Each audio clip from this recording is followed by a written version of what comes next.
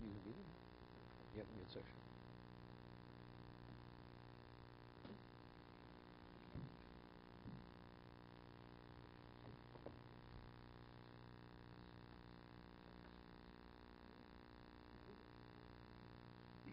Josh.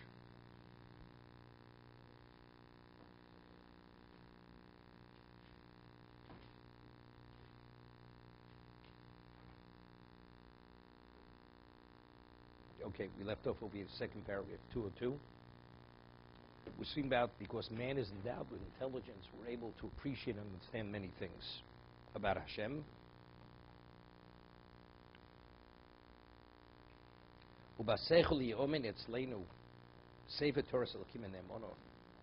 Through our intellect, we're able to establish the truthfulness of the Torah,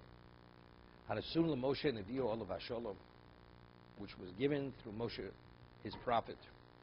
Based on the intellect of man and his level of recognition, you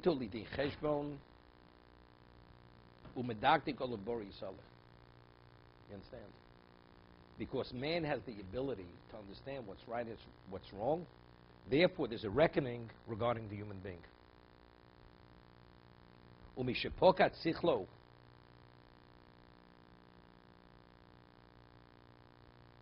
Mistalkus me'olav hamalos hanushis kulon. V'mitzvos hagvul v'onish. See what this means? He says a person who's loses his mind for whatever reason. A person has Alzheimer's. A person has a brain injury. And he's not able to function as a human being. So then he's not a person of obligation. He's not subject to reward and punishment any longer. Right? He's like a child. There's no liability.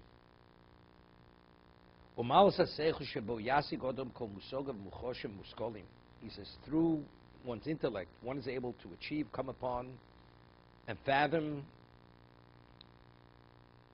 understandings, some things which we could experience and things we could comprehend. Through intellect, we have senses, but intellect surpasses senses. The five senses, you see, you smell, you touch, but understanding surpasses that. Kinesias hatzel, umasa tipo achas min hamayim b'tzura chalomish.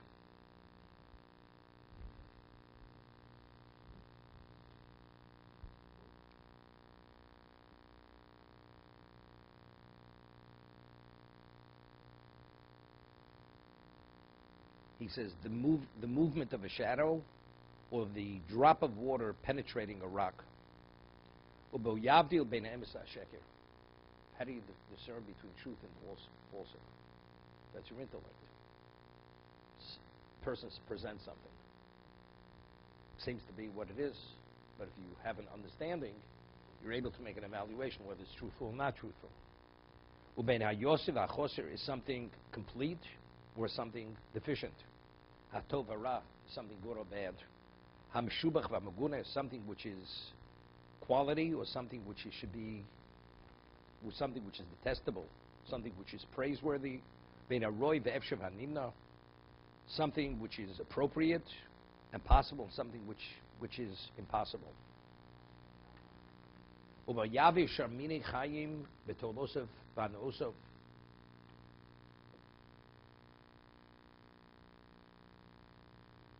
And he says through one's intellect, one is able to dominate living species to benefit him and to bring him benefit to his advantage.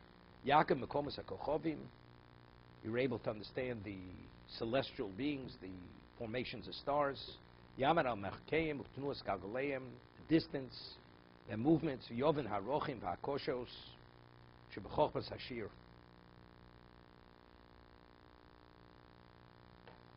Betzuros, Hamofes Shebechochmas Hadibor, Shar Chochmas Hamlocha Shierach Zichron.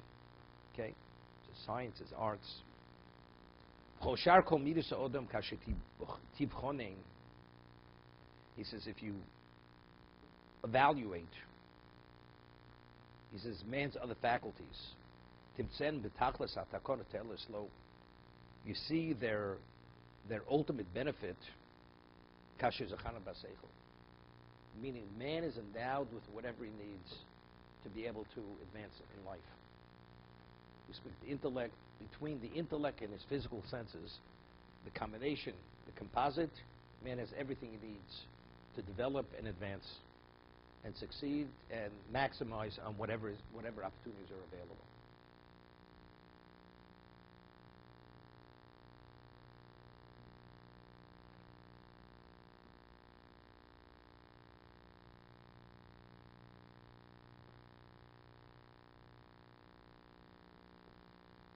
It's interesting. Among Jews, there was never a dark ages. Jews never experienced the dark ages. Among the Goyim, there were dark ages. They became literally, they reverted to a point, like barbarians. They were earthy, all predator people. That's what they became, predators. So what about the intellect? We have the Mishnah says in Sanhedrin, there's a question: a person who's a gambler, is he qualified to be a witness or not? There's a question called Masachet Kuvya. So we rule halacha, he's disqualified. Question rabbinically, Torah, but there's an opinion in the Mishnah that says, what about a person who's a professional gambler? Not just gambles. He has no other means of livelihood, but his main source of income is he's a gambler, professional gambler. So it refers to him as Eino Osip Yeshuv Shalom. He's a man who doesn't in any way support existence. He's not in any way, does he contribute to society. He's a non-contributing member of society. Eino Osip Yeshuv Shalom. He doesn't live a life to support as everybody else lives. He's not qualified. Why? Because his mind is applied in a context which he doesn't have the ability to make proper evaluations. Because everything he does, his whole mindset, is all geared to what? To the gamble. Everything's a gamble. Person lives a normal life, so his perspective of reality, he has a normal evaluation. He sees things. He sees them within normal context. But a person, his whole mind is fully invested in gambling. Even when he sees another event, he processes it different than every other person. So in terms of the accuracy or the evaluation of what he sees, you're not sure how he's processing that. Therefore, there's no question that man is definitely not qualified to be a witness. So I'm saying the person is endowed with intelligence, but the question is, in what setting that the person finds himself will determine exactly how that intelligence is employed. He'll become a super hunter, right? That's what he'll be. But you'll be a barbarian. You'll devour survival of the fittest. Okay? Ishrei Chaim Lo. People eat up one another alive if there's no fear of government. That's the intellect. But what was the person become? You become an intellectual animal.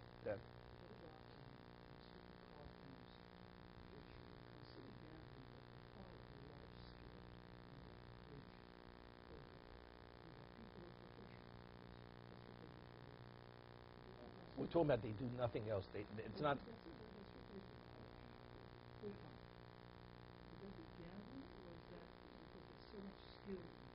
Doesn't make a difference. But that skill is a whole different. It's not. When you see something, there's a way to evaluate and process something. In a normal context, this person doesn't see things the same way. Doesn't see them that way.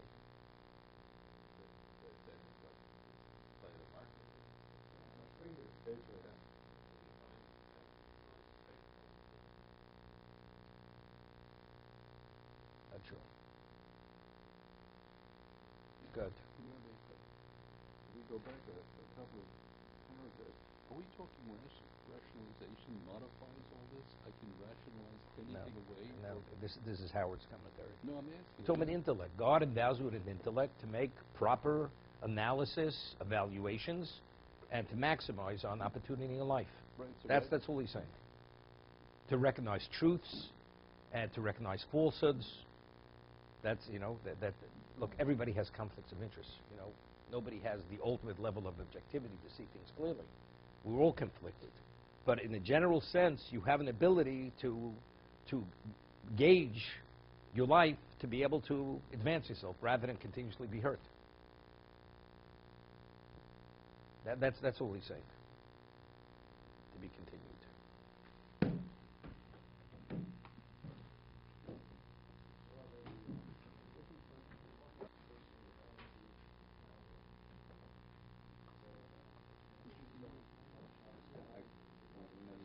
He owns the horse, but he's what's his name? He's not a gambler. He's not a gambler. He owns the horse. Yeah, that's it. No. His horse has certain value. That's it. It's a winner. You're willing to pay that? That's what it costs.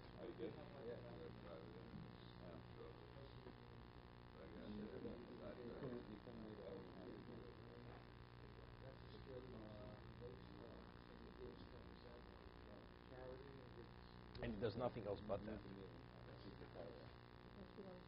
Yeah. It's a problem.